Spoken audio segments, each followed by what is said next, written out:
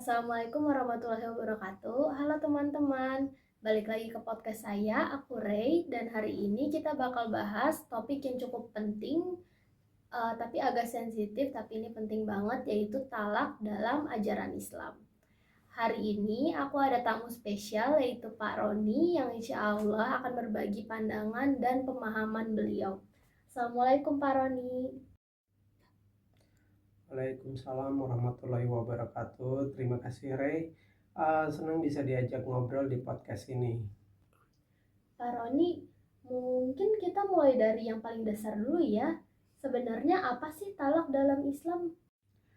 Baik, secara sederhana, talak adalah putusnya ikatan pernikahan yang diucapkan oleh suami, tapi tentu ada aturan dan adabnya.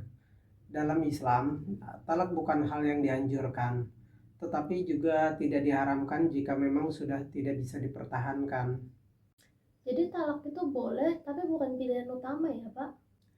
Betul sekali. Bahkan ada hadis yang menyebutkan bahwa perkara halal yang paling dibenci Allah adalah talak.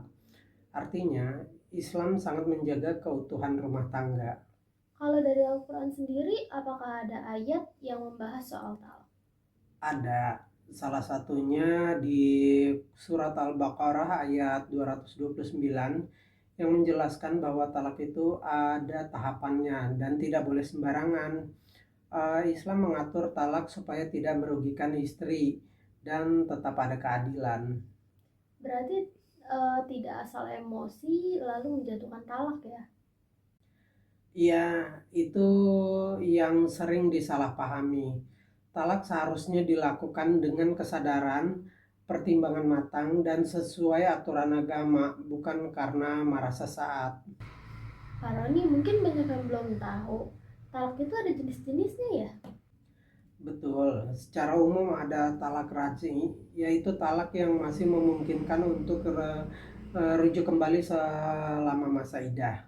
Dan ada talak bain yang tidak bisa rujuk kecuali dengan akad baru. Kalau dari sudut pandang Bapak sebagai pria yang sudah menikah, pelajaran apa sih yang paling penting soal ini? Menurut saya yang paling penting itu menahan emosi dan memperbanyak komunikasi. Karena ucapan suami itu punya konsekuensi besar. Jangan sampai kata talak itu keluar karena emosi sesaat.